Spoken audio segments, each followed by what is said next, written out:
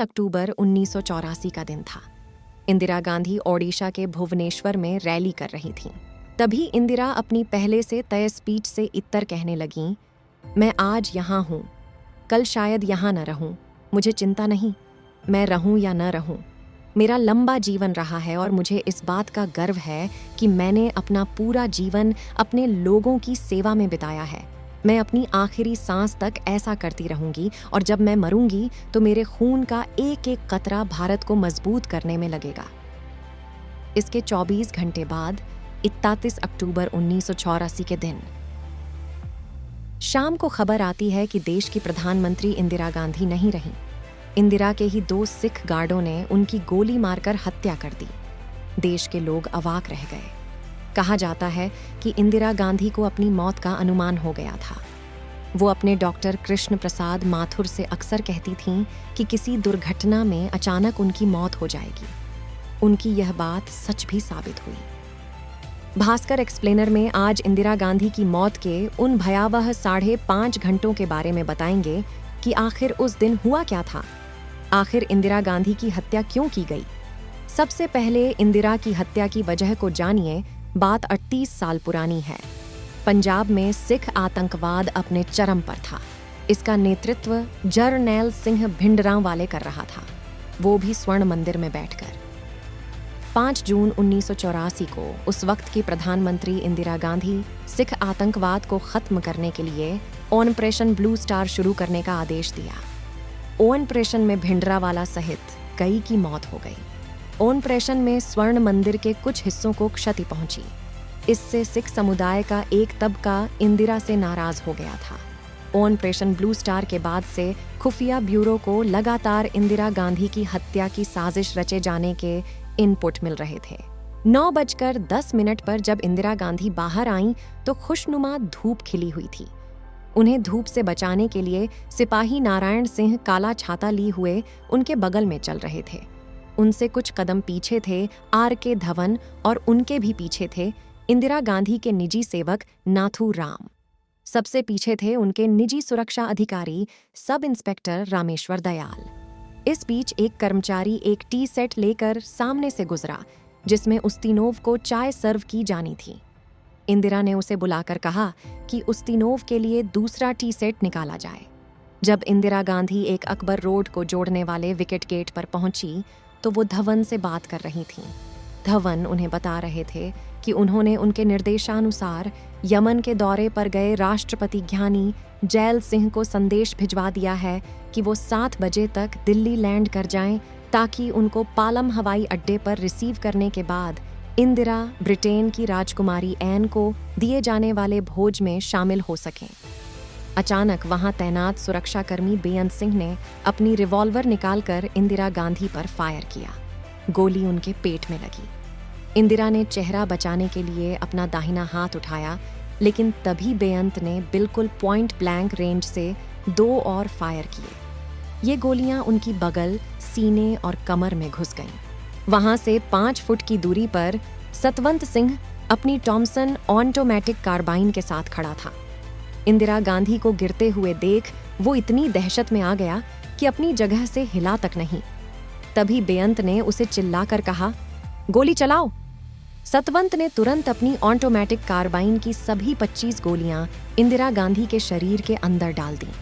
बेअंत सिंह का पहला फायर हुए 25 सेकंड बीत चुके थे और वहां तैनात सुरक्षा बलों की ओर से कोई प्रतिक्रिया नहीं आई थी। अभी सतवंत फायर कर ही रहा था कि सबसे पहले सबसे पीछे चल रहे रामेश्वर दयाल ने आगे दौड़ना शुरू किया, लेकिन वो इंदिरा गांधी तक पहुंच पाते कि सतवंत की चलाई गोलियां उनकी जांघ और पैर में लगीं और वो वहीं ढेर हो गए। इंदिरा गांधी के सहायकों ने उनके क्षत विक्षत शरीर को देखा और एक दूसरे को आदेश देने लगे। एक अकबर रोड से एक पुलिस अफसर दिनेश कुमार भट्ट ये देखने के लिए बाहर आए कि ये कैसा शोर मच रहा है। उसी समय बेअंत सिंह और सतवंत सिंह दोनों ने अपने हथियार नीचे डाल दिए। बेअंत सिंह ने कहा, हमें जो कुछ करना था हमने कर दिया, अब तुम्हें जो कुछ करना हो तुम करो। तभी नारायण सिंह ने आगे कूदकर बेअंत सिंह को जमीन पर पटक दिया। पास के गार्ड रूम से आईटीबीपी के जवान दौड़ते हुए आए और उन्होंने सतवंत सिंह को भी अपने घेरे में ले लिया। हालांकि वहां हर समय एक एम्बुलेंस खड़ी रहती थी, लेकिन उस दिन उसका ड्राइवर वहां से नदारद था।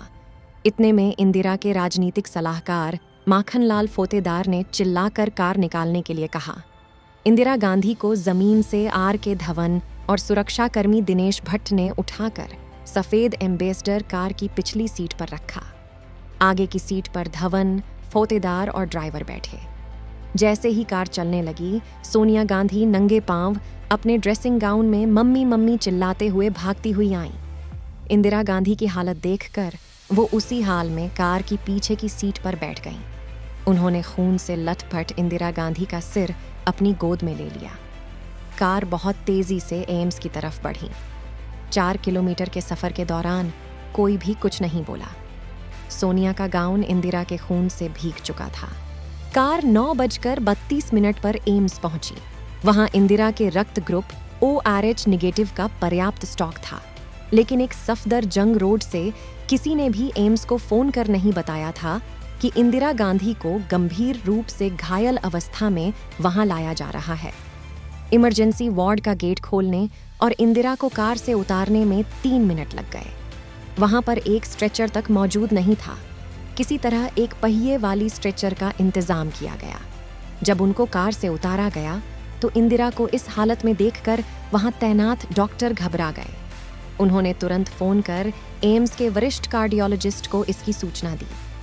मिनटों में वहां doctor Guleria, doctor MM Kapoor और डॉक्टर S बालाराम पहुंच गए। इलेक्ट्रोकार्डियोग्राम में इंदिरा के दिल की मामूली गतिविधि दिखाई दे रही थी, लेकिन नाड़ी में कोई धड़कन नहीं मिल रही थी। उनकी आंखों की पुतलियां फैली हुई थीं, जो संकेत था कि उनके दिमाग को क्षति पहुंची है। एक डॉक्टर ने उनके मुंह के जरिए उनकी सांस की नली में एक ट्यूब घुसाई ताकि फेफड़ों तक ऑक्सीजन पहुंच सके और दिमाग को जिंदा रखा जा सके। इंदिरा को 80 बोतल खून चढ़ाया गया, जो उनके शरीर की सामान्य खून मात्रा का 5 गुना था। डॉक्टर गुलेरिया बताते हैं, मुझे तो देखते ही लग गया था कि वो इस दुनिया से जा चुकी हैं। उसके बाद हमने इसकी पुष्टि के लिए ECG किया। फिर मैंने वहां मौजूद स्वास्थ्य मंत्री शंकरानंद से पूछा कि अब क्या करना है, क्या हम उन्हें मृत घोषित कर दें? उन्होंने कहा, नहीं। फिर हम उन्हें ऑपरेशन थिएटर में ले गए। डॉक्टरों ने उनके शरीर को हार्ट एंड लंग मशीन से जोड़ दिया, जो उनके रक्त को साफ करने का काम करने लगी और जिसकी वजह से उनके रक्त का तापमान सामान्य 37 डिग्री से घटकर 31 डिग्री हो गया।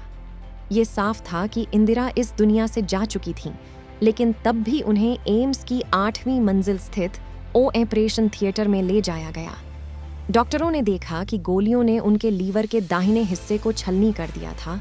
उनकी बड़ी आंत में कम से कम 12 छेद हो गए थे और छोटी आंत को भी काफी क्षति पहुंची थी। उनके एक फेफड़े में भी गोली लगी थी और रीढ़ की हड्डी भी गोलियों के असर से टूट गई थी।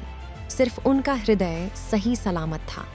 अपने अंगरक्षकों द्वारा गोली मारे जाने के लगभग 4 घंटे बाद 2:23 पर इंदिरा गांधी को मृत घोषित किया गया, लेकिन सरकारी प्रचार माध्यमों ने इसकी घोषणा शाम 6 बजे तक नहीं की।